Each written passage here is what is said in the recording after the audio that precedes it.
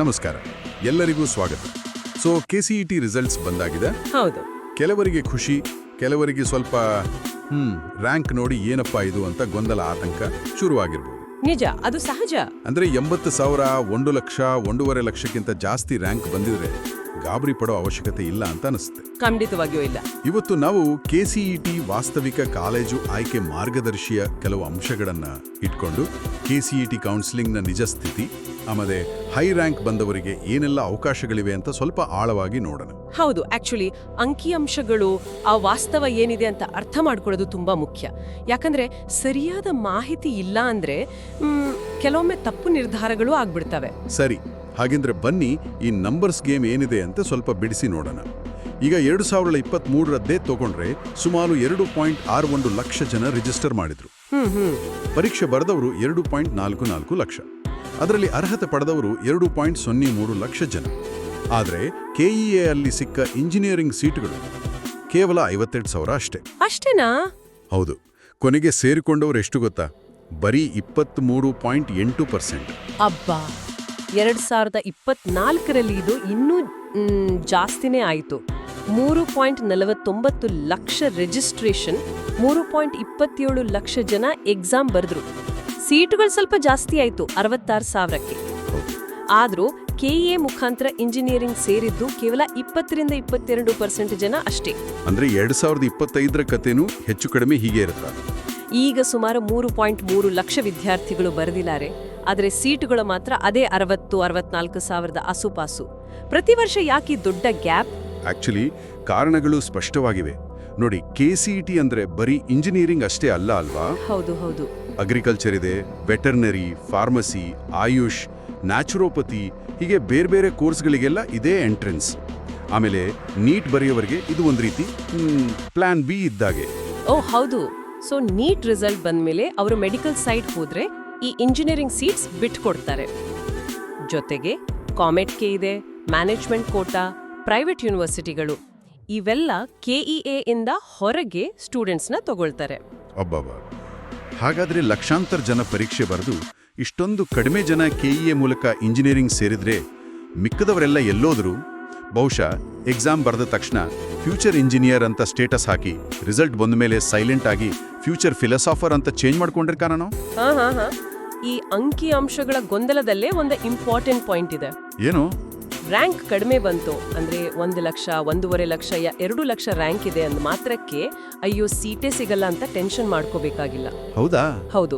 ಯಾಕಂದ್ರೆ KEA counselling ನಲ್ಲೇ ಸಾಮಾನ್ಯ ಅಂದ್ರೆ ಅಫೋರ್ಡಬಲ್ ಫೀಸ್ ನಲ್ಲಿ ಇಂಜಿನಿಯರಿಂಗ್ ಸೀಟ್ ಸಿಗೋ ಚಾನ್ಸಸ್ ಖಂಡಿತ ಇರುತ್ತೆ. ಕೆಇಎದಲ್ಲಿ ಒಂದೇ ರೌಂಡ್ ಅಲ್ಲ, ಹಲವು ರೌಂಡ್ಸ್ ಇರುತ್ತೆ. ಇದು ನಿಜಕ್ಕೂ ಗಮನಿಸಬೇಕು. 2024ರ ಡೇಟಾ ನೋಡಿದ್ರೆ ಫೈನಲ್ ರೌಂಡ್ ಎಲ್ಲ ಆದ್ಮೇಲೂ ಕೂಡ ಸುಮಾರು 12,000ಕ್ಕೂ ಹೆಚ್ಚು ಇಂಜಿನಿಯರಿಂಗ್ ಸೀಟ್ಗಳು ಖಾಲಿ ಉಳಿದಿದ್ವಂತೆ. ಹೌದಲ್ವಾ? ಆದ್ರೂ ಕೆಲವರು ಏನ್ ಮಾಡ್ತಾರೆ, ಅಯ್ಯೋ ನಿಮ್ಗೆ ಸೀಟ್ ಸಿಗಲ್ಲ, ಈಗಲೇ ಬನ್ನಿ ಮ್ಯಾನೇಜ್ಮೆಂಟ್ ಕೋಟಾದಲ್ಲಿ 10-15 ಲಕ್ಷ ಕೊಟ್ಟು ಬುಕ್ ಮಾಡಿಬಿಡಿ ಅಂತ ಹೆದರಿಸಿ ಆ ಲಾಭ ಮಾಡ್ಕೊಳ್ಳೋಕೆ ನೋಡ್ತಾರೆ. ಅದೇ ಕೆಇಎ ಫೀ ಸ್ಟ್ರಕ್ಚರ್ ನೆನ್ಪಿಟ್ಕೋಬೇಕು. ಗೌರ್ಮೆಂಟ್ ಕಾಲೇಜ್ ಆದ್ರೆ ವರ್ಷಕ್ಕೆ ಸುಮಾರು 25,000-35,000 ಇರ್ಬೋದು. ಏಡೆಡ್ ಅಥವಾ ಪ್ರೈವೇಟ್ ಕಾಲೇಜಲ್ಲಿ ಗೌರ್ಮೆಂಟ್ ಕೋಟಾ ಸೀಟ್ ಆದ್ರೆ ಒಂದು 65,000-80,000 ಆಗ್ಬೋದು. ಇದನ್ನ ಮ್ಯಾನೇಜ್ಮೆಂಟ್ ಕೋಟಾದ ಲಕ್ಷಕ್ಕೆ ಹೋಲಿಸಿದ್ರೆ ಅಜ್ಜಗಜಾಂತರ ವ್ಯತ್ಯಾಸ. ಹೌದು. ಸೊ ಸ್ವಲ್ಪ ತಾಳ್ಮೆಯಿಂದ ಕೆಇಎದ ಎಲ್ಲಾ ರೌಂಡ್ಗಳಿಗೂ ಕಾಯೋದು ಬೆಟರ್ ಅಲ್ವಾ? ಪ್ರತಿ ವರ್ಷನೂ 1 ಲಕ್ಷ ದಾಟಿದ ರ್ಯಾಂಕ್ ಬಂದವರಿಗೂ ಕೆಇಎದಲ್ಲಿ ಸೀಟ್ ಸಿಕ್ಕಿರೋ ಉದಾಹರಣೆಗಳು ಇವೆ. ಸರಿ, ಈಗ ಬ್ರಾಂಚ್ಗಳ ಬಗ್ಗೆ ಒಂದು ಸಂಘ ಗೊಂದಲ ಇರುತ್ತೆ ನೋಡಿ. Computer science CSC, information science ISC, ಮತ್ತೆ ಈಗೀಗ ಬಂದಿರೋ artificial intelligence and machine learning AIML ಯಾವುದು ಬೆಸ್ಟ್ ಅಂತ?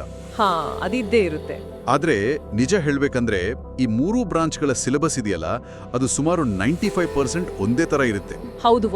First year subjects, programming basics, data structures ಎಲ್ಲ ಆಲ್ಮೋಸ್ಟ್ ಸೇಮ್. ಖಂಡಿತ.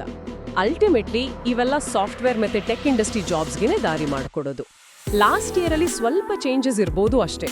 ಅದಕ್ಕಿಂತ ಮುಖ್ಯವಾದ ವಿಷಯ ಏನಪ್ಪಾ ಅಂದ್ರೆ ಕಾಲೇಜ್ ಹೆಸರು, ಆ ಬ್ರ್ಯಾಂಡ್ಗಿಂತ ಆ ಸ್ಟೂಡೆಂಟ್ ಇದಾರಲ್ಲ ಅವರ ಸ್ವಂತ ಪ್ರಯತ್ನ, ಕಲಿಕೆ ಇದೆಯಲ್ಲ, ಅದು ಮ್ಯಾಟರ್ ಆಗತ್ತೆ. ನಿಜ.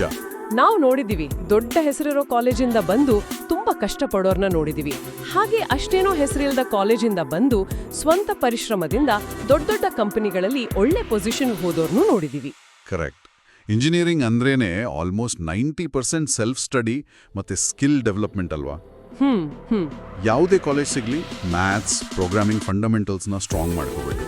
ಆಮೇಲೆ ಯೂಟ್ಯೂಬ್, ಕೊರ್ಸೆರಾ, ಯುಡ್ಮಿ ಅಂತ ಎಷ್ಟೊಂದು ಆನ್ಲೈನ್ ರಿಸೋರ್ಸಸ್ ಇದೆ, ಅದನ್ನೆಲ್ಲ ಯೂಸ್ ಮಾಡ್ಕೋಬೇಕು. ಹ್ಯಾಕಥಾನ್, ಪ್ರಾಜೆಕ್ಟ್ಸ್ ಮಾಡೋದು, ಇಂಟರ್ನ್ಶಿಪ್ಗೆ ಟ್ರೈ ಮಾಡೋದು, ಲಿಂಕ್ಡ್ ಇನ್, ಗಿಟ್ಹಬ್ ಪ್ರೊಫೈಲ್ ಬಿಲ್ಡ್ ಮಾಡೋದು. ಸ್ಕಿಲ್ಸ್ ಮುಖ್ಯ ಗುರು, ಕಾಲೇಜ್ ಲೇಬಲ್ ಅಲ್ಲ. ಸೊ ಒಟ್ಟಿನಲ್ಲಿ ಹೇಳೋದಾದ್ರೆ ಟೆನ್ಷನ್ ಬಿಟ್ಟು ಶಾಂತವಾಗಿರಿ. ಅವೈಲಬಲ್ ಇರೋ ಇನ್ಫಾರ್ಮೇಶನ್ನ ಅನಲೈಸ್ ಮಾಡಿ ಆತುರ ಪಡಬೇಡಿ. ಏಜೆಂಟ್ಸ್ ಅಥವಾ ಕೆಲವು ಪ್ರೈವೇಟ್ ಕಾಲೇಜ್ಗಳ ಪ್ರೆಷರ್ಗೆ ಬಗ್ಬೇಡಿ. ಸುಮ್ಮನೆ ಲಕ್ಷಾಂತರ ರೂಪಾಯಿ ಖರ್ಚು ಮಾಡೋ ಮೊದಲು ಯೋಚನೆ ಮಾಡಿ. ಹೌದು, KEA ಕೌನ್ಸಿಲಿಂಗ್ನ ಎಲ್ಲ ರೌಂಡ್ಸ್ಗೂ ಕಾಯಿರಿ. ಲಾಸ್ಟ್ ರೌಂಡಲ್ಲೂ ಸಾವಿರಾರು ಸೀಟ್ಸ್ ಖಾಲಿ ಇರೋ ಚಾನ್ಸಸ್ ಇರುತ್ತೆ.